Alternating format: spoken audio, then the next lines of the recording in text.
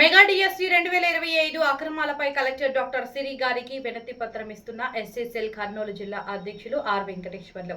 డిఎస్సిలో అక్రమాలపై సిబిఐతో దర్యాప్తు చేయించాలి. డిఎస్సి అభ్యర్థుల మెరిట్ జాబితాను కలెక్టర్ ఆఫీసులో ప్రదర్శించాలి. ఈ రోజు కర్నూలు కలెక్టర్ ఆఫీసు ఎదుట డిఎస్సి అక్రమాలపై వైసీపీ ఎస్సీ విభాగం ఆధ్వర్యంలో నిరసన కార్యక్రమం చేపట్టడం జరిగింది. నిరసన కార్యక్రమాన్ని ఉద్దేశించి ఆర్ వెంకటేశ్వర్లు మాట్లాడుతూ గత డిఎస్సిలో అక్రమాలు జరగడం వల్ల ఎస్సీ అభ్యర్థులు మరియు పేద బడుగు బలహీన వర్గాల అభ్యర్థులకు తీవ్ర నష్టం జరిగిందని వెంకటేశ్వర్లు ఆవేదన వ్యక్తం చేశారు. డిఎస్సిలో స్పోర్ట్స్ కోటాలో అర్హులైన అభ్యర్థులకు న్యాయం చేయాలని కోరారు. డిఎస్సి అక్రమాలపై సిబిఐతో విచారణ చేయించాలని డిమాండ్ చేశారు. విద్యాశాఖ మంత్రి నారా లోకేష్ బాధ్యత వహించి రాజీనామా చేయాలని డిమాండ్ చేశారు. డిఎస్సిలో అర్హులైన అభ్యర్థులకు న్యాయం జరిగేంత వరకు వైసీపీ పార్టీ న్యాయ పోరాటం చేస్తుందని కూటమి ప్రభుత్వాన్ని ఆర్ వెంకటేశ్వర్లు హెచ్చరించారు. అంతకుముందు గాంధీ విగ్రహానికి పూలమాల వేసి నిరసన కార్యక్రమం చేపట్టడం జరిగింది. ఈ కార్యక్రమంలో వైసీపీ ఎస్సీసీఎల్ జిల్లా ప్రధాన కార్యదర్శి కన్నెమరకల వెంకటేష్, ఉపాధ్యక్షులు అవతారం గంధం చంద్రశేఖర్, ఎస్సీసీఎల్ జిల్లా executive member Suresh, vice MPP Vemanna, Pattikonda SCCL నియోజకవర్గ అధ్యక్షులు నారాయణ దాసు, కోడుమూరు ఎస్సీసీఎల్ నియోజకవర్గ అధ్యక్షులు బొజ్జన్న, మంత్రాలయం నియోజకవర్గం అధ్యక్షులు జయపాల్, మండల ఎస్సీసీఎల్ అధ్యక్షులు పొదిరిపాడు వెంకటేశ్వర్లు, ఎగ్జిక్యూటివ్ మెంబర్ చిత్రకంటి మల్లికార్జున, రేలంపాడు ప్రతాప్ పాల్గొన్నారు.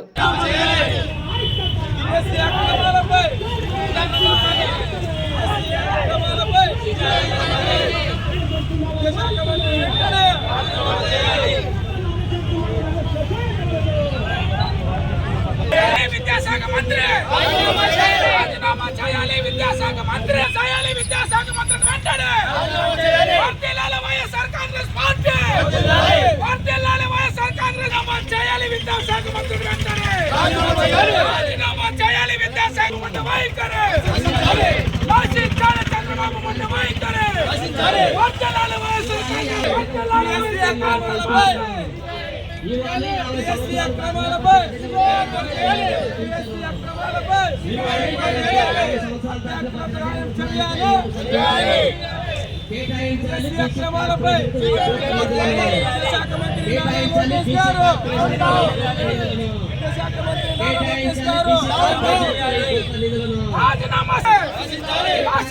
చంద్రబాబు మంత్రి వైఖరి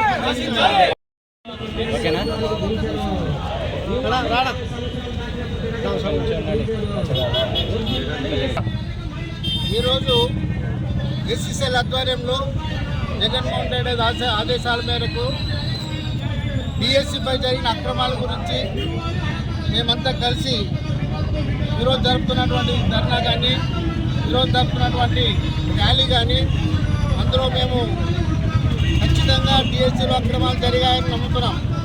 అది ఒకటే కాదు, డిఎస్సిలో 15 లక్షల నుంచి 20 లక్షల దాకా డబ్బు తీసుకొని డిఎస్సిలో ఎలిజిబుల్ కానటువంటి ప్రతి వ్యక్తులకు వీళ్ళు సీట్లు ఇస్తారని, జాబులు ఇస్తారని నమ్ముతున్నాం.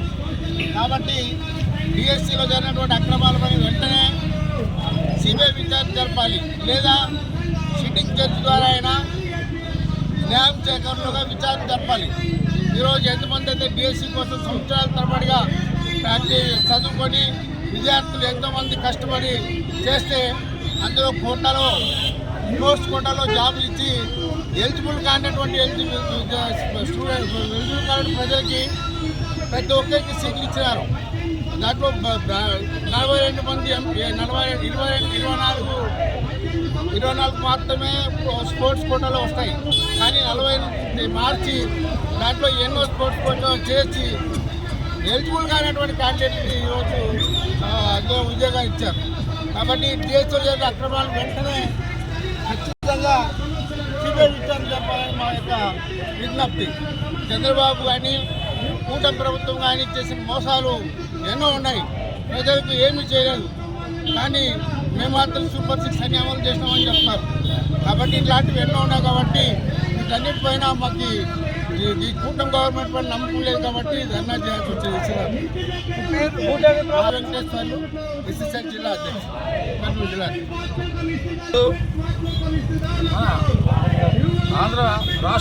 ఆంధ్రప్రదేశ్లో మరి సీఎంగా పరిపాలిస్తున్న చంద్రబాబు నాయుడు గారు తన సొంత మామకే వెన్నుపోటు పొడిచి మరి ఆంధ్ర రాష్ట్ర ప్రజల్ని మోసం చేయడంలో ఆయనకు ఎవరు సాటి లేని విధంగా ఈరోజు పరిపాలన కొనసాగిస్తున్నాడు.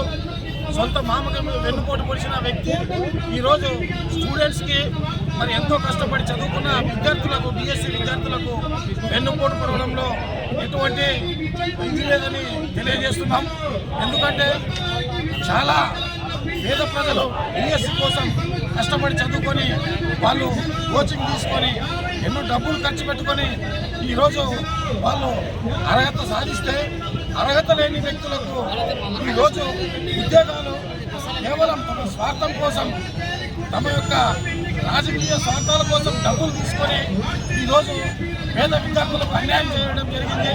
ఆ పేద విద్యార్థుల వెనకాల వైఎస్ఆర్సీపీ పార్టీ ఖచ్చితంగా నిలబడి దీనిపై న్యాయ పోరాటం చేసి సిబిఐ ఎంక్వైరీ చేసి ఆ యొక్క బాధితులకు న్యాయం చేసేంత వరకు రాష్ట్ర వ్యాప్తంగా ఈ వైఎస్ఆర్ పార్టీ ఉద్యమిస్తుందని తెలియజేస్తున్నాం. జై జగన్. మీ పేరేనా? నా పేరు ఎం అవతారం, ఎస్ఎస్ఎల్ కర్నూలు జిల్లా ఉపాధ్యక్షుడు.